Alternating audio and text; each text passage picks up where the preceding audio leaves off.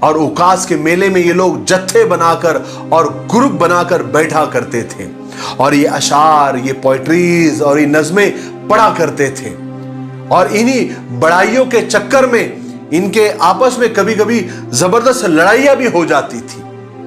ایک بار کا واقعہ ہے کہ اوقاس کے میلے میں، اوقاس کے بازار میں دو آدمیوں میں لڑائی ہوگی، اور اتنی لڑائی بڑھ گئی کہ ان میں سے ایک مارا گیا۔ مرنے والا آدمی بنو قیس قبیلے کا تھا اور مارنے والا بنو کنانہ قبیلے کا تھا۔ اب معاملہ اتنا بڑھ گیا کہ دونوں قبیلوں میں زبردست جنگ شروع ہو گئی۔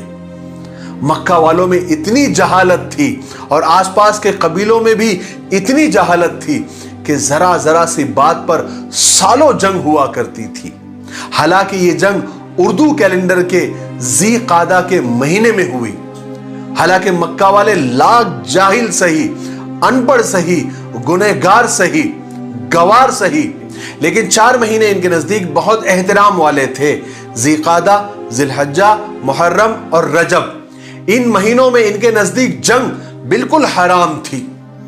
ان مہینوں میں بڑی بڑی جنگ رک جایا کرتی تھی، بلکہ روک دیا کرتے تھے۔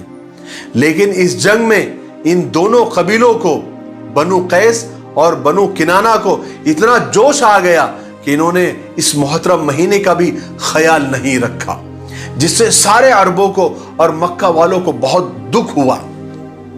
یہاں تک کہ وہ دونوں قبیلوں کی جنگ بڑھتے بڑھتے اتنی بڑھ گئی کہ انہوں نے قریش پر بھی حملہ کر دیا، جس سے جو ہے قریش اور بھڑک گئے۔ انہوں نے پھر جنگ کی تیاریاں شروع کر دی، اور اس جنگ کو مکہ کی ہسٹری میں اور مکہ کی تاریخ میں حرب فجار، یعنی گناہوں اور بغاوت والی جنگ کا نام دیا گیا۔